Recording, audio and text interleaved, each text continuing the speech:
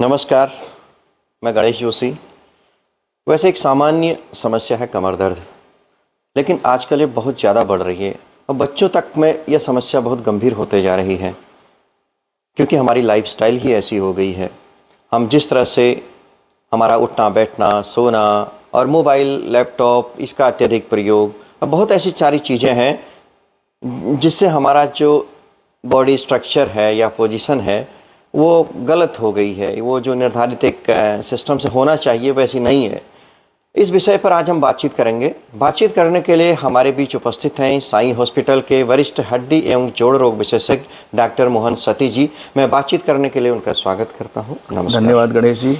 Doctor साहब, हम शुरुआत करते हैं कि जो बैकएक है, यानी कि लोअर साइड का जो पेन होता है पीठ का, यानी कमर दर्द जिसको बोलते हैं, वो आखिर इतनी तेज़ी से क्यों बढ़ रहा है? बच्चों में भी ये बहुत तेज़ी से क्यों पनप रहा है? आजकल जो लोगों की लाइफस्टाइल है, काम करने का तरीका है, प्रोलॉन्ग सिटिंग होती है, लंबे टाइम तक बैठे रहते हैं, फिज़िकल एक्टिविटीज़ कम हो गई हैं, खान पान पे भी उसका कहीं ना कहीं खान पान का भी असर आता है। तो पोस्चर हमारा ठीक नहीं है, सिटिंग हमारी ठीक नहीं है और लंबे टाइम तक फैटिगेबिलिटी होती है मसल्स की, जो आपकी, क्योंकि स्ट्रक्चर जो ऊपर भगवान ने या नेचर ने जो बनाया है वो हमको एक व्यवस्थित तरीके से जीने के लिए बनाया है। और जब उस व्यवस्था को हम कहीं पे भी तोड़ते हैं या उसको हम या उस व्यवस्था के विपरीत जाते हैं, विरुद्ध जाते हैं, तो कहीं ना कहीं वो कुछ न कुछ रूप में वो अपना प्रेजेंटेशन देता है। और वो उसमें से एक कारण बैकएक का ये भी है।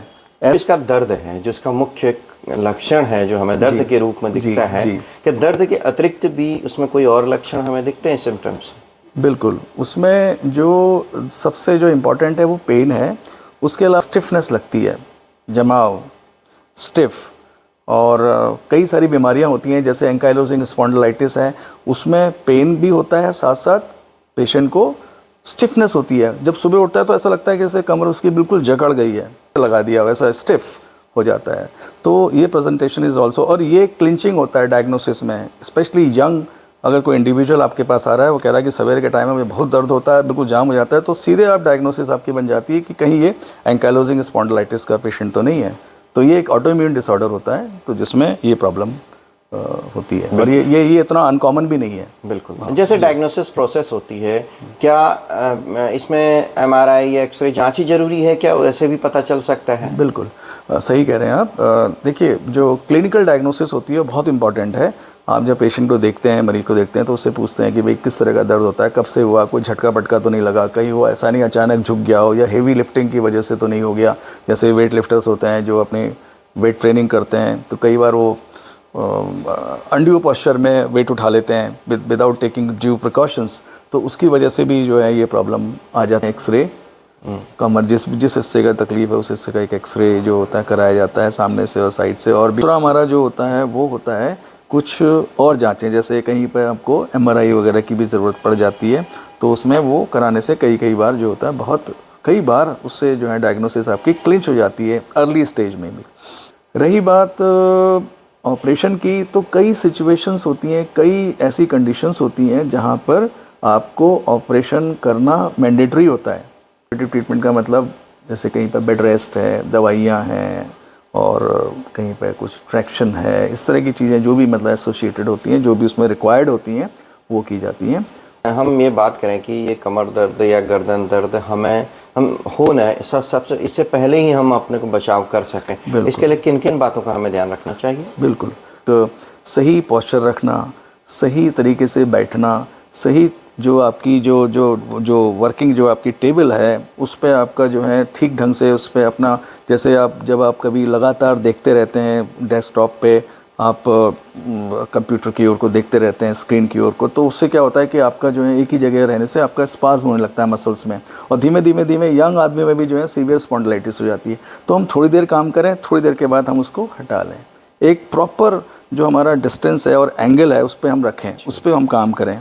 दूसरा, कमर दर्द जो होता है इसलिए होता है क्योंकि आप लगातार बैठे हुए हैं और रॉन्ग पोस्चर में बैठे हैं, तो आप जो है इरेक्ट पोस्चर में बैठना चाहिए। कुर्सियाँ हमारी ऐसी हों जो हमको एक सीधा बैठने का, जैसे अभी मैं बैठा हूँ, तो this is also not A correct posture because the chair is going slightly back. तो ये जो है, अगर मैं इस तरीके से बैठूंगा ऐसे करके और इरेक्ट, और मेरा चेयर अगर ऐसे आएगा तो वो मेरे लिए ज़्यादा अच्छा रहेगा। अच्छा है। तो ये एक है। और लेकिन एकदम सीधे बैठना भी बहुत अधिक थकान हो जाती है। बिल्कुल तो बिल्कुल कितने सही कह समय रहे तक हैं। बैठना? इसके लिए क्या करना है, आपके आजकल अच्छी जो है कुर्सियाँ आ रही हैं, जैसे बढ़िया जो कंपनीज में बना रही हैं, जो हमारे उसके जो हमारा कर्वेचर है उसके हिसाब से वो एडजस्ट करती हैं। उस तरह की कुर्सी अगर कोई अफोर्ड कर सकता है बोले, नहीं कर सकता है तो कोई बात नहीं, पीछे एक गद्दी लगाए, एक एडिक्वेट साइज़ की, बहुत मोटी गद्दी भी ना हो, साथ में जो है वो थोड़ी थोड़ी देर के बाद वो उस पोस्चर से अपने आप को विमुख करे, हट जाए वहाँ से थोड़ी देर के लिए, फॉर ए मिनट और टू, अपना तब दूसरा काम कर ले, पोस्चर बदलता रहे। ये हो गया। तीसरा जो होता है कमर का व्यायाम। ज़्यादातर केसेस में आप कमर का व्यायाम जो है, जैसे भुजंग आसन है, वो सबसे बढ़िया एक आसन है जो कमर के लिए है, वो करें।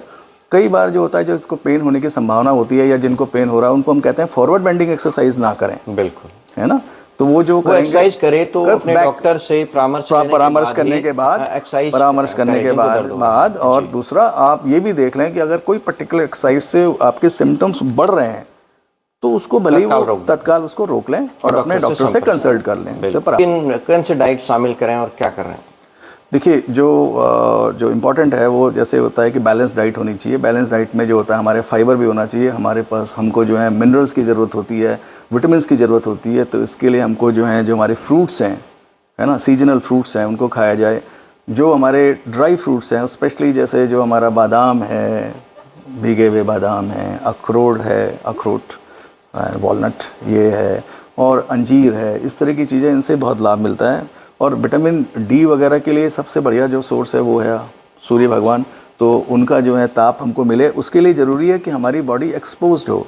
अगर उसके लिए भी निर्धारित समय होता है कि सुबह का दिन भर धूप में रहने से और नहीं, दिन भर में तो क्या होता है कि अल्ट्रावायलेट रेज बहुत ज़्यादा सुबह के टाइम में, अर्ली इन द मॉर्निंग जो होता है आपका 7:30 8 बजे, 8 साढ़े 8 बजे आप जो है गाउन पहन करके, पीठ अपनी सूरज की ओर रख करके, सूर्य की ओर रख करके आप बैठें, तो आपको जो है आधे घंटे अगर आपने धूप ताप ली, उतने बड़े एरिया में आपको पड़ा सूरज का प्रकाश, तो आपको जो है विटामिन डी मिलना ही तय है।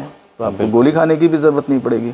लेकिन ये संभव, आजकल की जो लाइफस्टाइल चल रही है, लोगों को भाग दौड़ है, तो उसमें संभव नहीं हो पा रहा है। तो इसलिए बीच बीच में अपना टेस्ट करा लें, देख लें, कम है तो कुछ राय लेकर के डॉक्टर की आप विटामिन डी का भी सेवन करें। और इस तरह से एक बैलेंस डाइट जिसमें प्रोटीन्स भी हों, आपके कुछ कार्ब्स की मात्रा थोड़ी कम हो, ज़्यादा ना हो, और प्रोटीन की मात्रा हो, कैल्शियम जिसमें भरपूर हो, विटामिन डी भरपूर हो, मिनरल्स हो, इसके लिए ज़रूरी है फ्रूट्स हैं, ये सब जरूर खानी चाहिए। कई बार करने के लिए बहुत बहुत धन्यवाद। थैंक यू गणेश जी, बहुत बहुत धन्यवाद आपका।